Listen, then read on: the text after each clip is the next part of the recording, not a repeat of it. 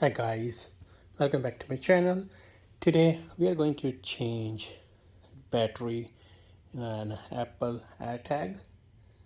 So there are a couple of ways to open it. The way I find the most easy way to open this is by putting this in on your palm and then press both the palm together against each other and try to rotate it like that.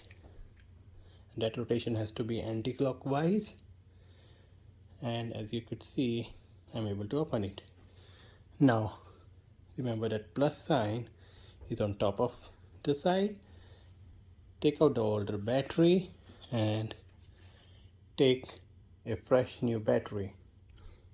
Now we have our new 2032 battery, so we're gonna place it back again like that and carefully put this cap back,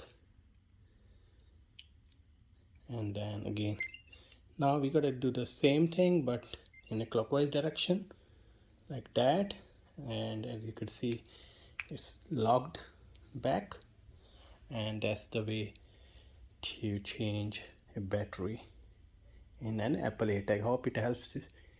Take care guys.